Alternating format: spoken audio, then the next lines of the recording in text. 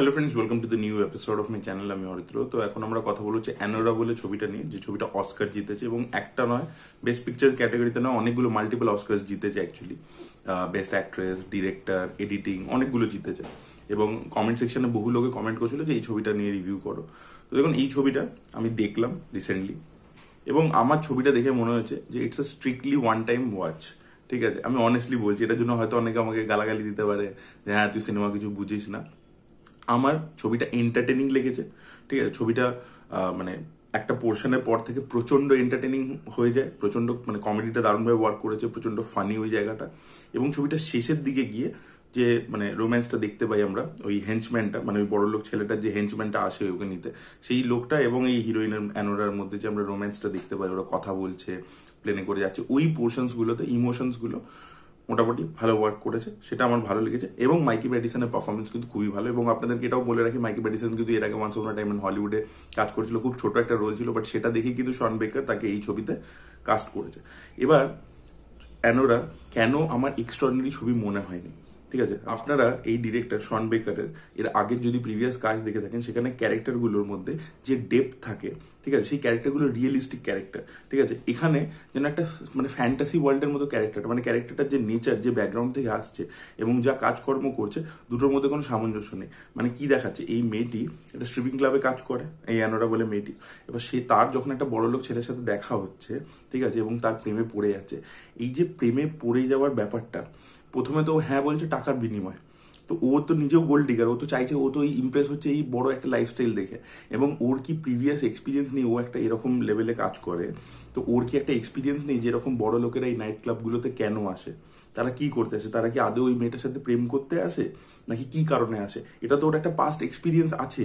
ও যারা এই ফিল্ডে কাজ করে, আমি ফিল্ডটাকে ছোট করছি না, কিন্তু তারা অনেক বেশি চৌখস হয়, তাদের দুনিয়ার ব্যাপারে বা মানুষের ব্যাপারে, মানুষ চেনার ব্যাপারে অনেক বেশি আইডিয়া থাকে। তো সেই মেয়েটি কেন এই ছেলেটার প্রেমে পড়ে যাচ্ছে? প্রেমে পড়তেই পারে, কিন্তু তার জন্য সেরকম মোমেন্টস দরকার ছিল। এই ছেলেটার সাথে ও প্রথম যখন থাকে, ওর গার্লফ্রেন্ড হয়ে এক সপ্তাহ ঘুরতে যায়, এই করতে যায়, সেখানে আপনি বলুন তো কোনো মোমেন্ট এরকম আছে যেখানে আমরা বুঝতে পারছি যে হ্যাঁ মেয়েটার এই যে একটা প্রিকনসেপ্ট নোশন আছে সেটা চেঞ্জ হচ্ছে, ও সত্যিকারের প্রেমে পড়ে যাচ্ছে, ওদের মধ্যে একটা ফিলিংস তৈরি হচ্ছে, সেটা কোথাও আমরা দেখতে পাই?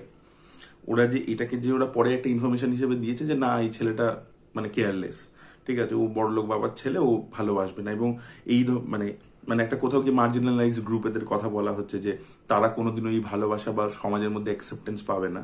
কিন্তু এটা তো মানে এই ক্যারেক্টারটা যে ব্যাকগ্রাউন্ড দেখাচ্ছে, এ তো এটা জানে অলরেডি।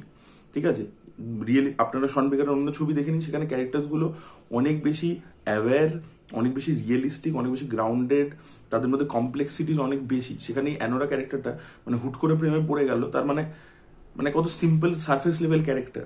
এই চেঞ্জটা একটা এরকম ব্যাকগ্রাউন্ডের ক্যারেক্টারে সার্ট করে হতে পারে না। তো সেই জিনিসটা আমার একেবারে জমেনি আর কি, যে আমার একটু বিশ্বাসযোগ্যই মনে হয়নি যে এটা কেন হলো। এবং এই ছবিটাকে না অনেক মানে আর্টিকেল, বিদেশি আর্টিকেল, তারা বলেছে অ্যান্টি সিন্ড্রেলা টেল আর কি, যেটা সিন্ড্রেলা কি ভাবছে যে আমি যাচ্ছি আমার জীবন খুব ভালো হয়ে যাচ্ছে, বাট এখানে একটা অ্যান্টি সিন্ড্রেলা টেল আছে। কিন্তু সেটা কোথায় হলো? ও তো লাস্টে তো অ্যাকসেপ্টেন্স পেলো, ও তো লাস্টে ভালোবাসা পেলো একটা অন্য লোকের কাছ থেকে, এবং সত্যিকারের আর কি জেনুইন ভালোবাসা পেলো। তো তাহলে সেটা তো সিন্ড্রেলা স্টোরিই হলো, যে ও মানে অ্যাকসেপ্টেন্স তো পেয়ে গেল। ঠিক আছে, এবার তুমি অ্যাকসেপ্টেন্স মানে কি খালি একটা দারুণ লাইফস্টাইল বা বেশি টাকা পয়সা, সেটা যদি হতো তাহলে আমার কিছু বলার নেই। তো সেটা তো অ্যাকচুয়াল নয়। মানে কোনো ডিরেক্টর বলবে যে আমি একটা বড় লোক, আমার প্রোটাগনিস্ট বড় লোক, একটা একে বিয়ে করলে তবেই ভালো, মানে বাট ভালোবাসা পেলো বা অ্যাকসেপ্টেন্স পেলো সেটা ইম্পর্টেন্ট নয়। মানে কি করে অ্যান্টি সিন্ড্রেলা টেল এটা হচ্ছে আপনি বলুন আমাকে। এবং আপনারা যদি অস্কারে দেখেন বা বিদেশি অ্যাওয়ার্ডস এর ক্ষেত্রে দেখেন, এখানে একটা জিনিস তো সত্যিই চলে, সেটা হচ্ছে যে মার্জিনালাইজ লোক, গরিব, এই যে পভার্টি পর্ন লোকে বলে আর কি মক করে, এগুলো কিন্তু চলে বেশি। ঠিক আছে, তো এই ধরনের সাবজেক্টের উপর আপনি যখনই ছবি বানাবেন তখনই এই ক্লাস ডিফারেন্স ইত্যাদি দেখবেন। প্যারাসাইটও যখন জিতেছিল, প্যারাসাইট পামেডিওরও জিতেছিল, অস্কারও জিতেছিল, এটা এই ছবিটার ক্ষেত্রে হয়েছে, লোকে কম্পেয়ার করছে।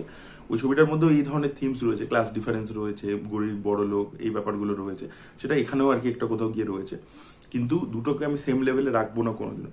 প্যারাসাইট যেসব ছবির সাথে কম্পিট করে জিতেছিল, মার্টিন স্কোরসেজির ছবি ছিল, ট্যারেন্টিনোর ছবি ছিল, স্যাম মেন্ডেসের ছবি ছিল, তারপরে আমাদের জোকার ছিল।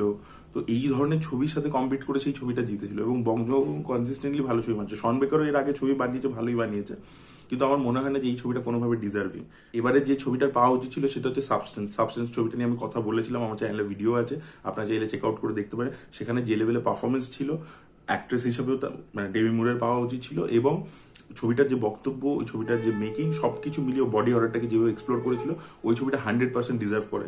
এই ছবিটা একটা entertaining, fun to watch experience হয়েছে, যেটা প্রচুর মানুষ হয়তো দেখেছে।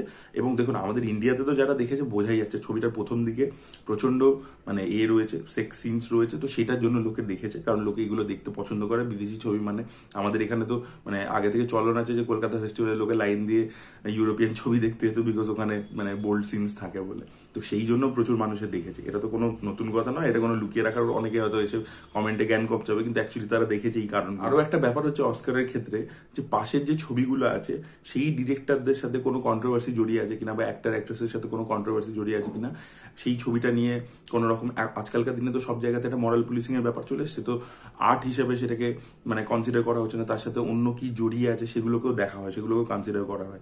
যেরকম ব্রুটালিস্ট ছবিটার ক্ষেত্রে ডিরেক্টর নিজেই স্বীকার করেছে যে এই ছবিটার মধ্যে এআই ব্যবহার করা হয়েছে। এবার সেটার জন্য ওটাকে তার মানে প্রপার পারফরমেন্স হিসেবে ধরা হবে না, তাই জন্য ব্রুটালিস্ট যতই ভালো ছবি হোক সেটাকে কনসিডার করা হবে না, কারণ এআই ব্যবহার করা হয়েছে। আচ্ছা, এই যে সাবস্টেন্স ছবির যে ডিরেক্টর, সে একটা টুইট করেছিল, যেটা এখন ডিলিট করে দিয়েছে, সেটা নিয়ে প্রচুর কন্ট্রোভার্সি হয়েছে, জলগোলা হয়েছে। প্যালেস্টাইন নিয়ে সে একটা টুইট করেছিল, তো সেই বিষয়গুলো নিয়ে কন্ট্রোভার্সি হয়েছে, তো তাই জন্য তার ছবিকে দেওয়া হবে না।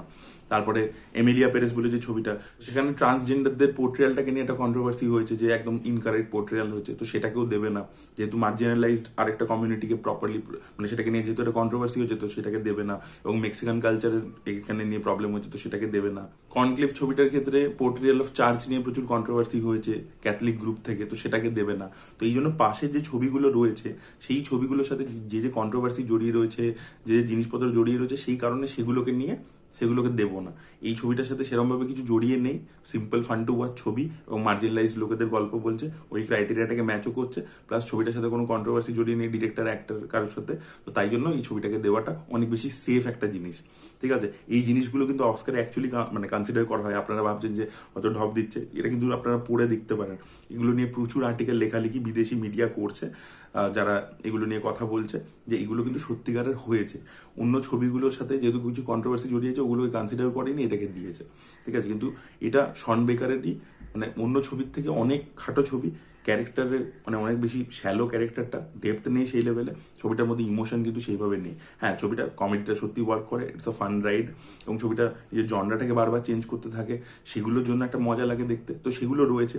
এডিটিং খুব ভালো, এডিটিং ট্রিটমেন্ট সেগুলো খুব ভালো, সেগুলো definitely technically well made film, এবং মাইকি ম্যাডিসনের পারফরমেন্সও খুবই ভালো, সেটা দেখবার মতো। সেই ক্যারেক্টারটাকে দুর্দান্তভাবে প্লে করেছে, তো ভালো দিক রয়েছে ছবিটা, কিন্তু তা বলে অস্কার জিতে যাবে সেরকম কিন্তু আমার ছবিটা দেখে অনেস্টলি মনে হয়নি। তো আপনাদের কি মতামত ছবিটাকে নিয়ে? ছবিটা ওভার রেটেড কিনা, অস্কার জিতা উচিত ছিল কিনা, কি মনে হয় পুরো বিষয়টাকে নিয়ে, সেটা অবশ্যই কমেন্টে জানাবেন। এই ভিডিওটা ভালো লেগে থাকলে লাইক করুন, শেয়ার করুন, চ্যানেলকে সাবস্ক্রাইব করতে ভুলবেন না। Bye bye.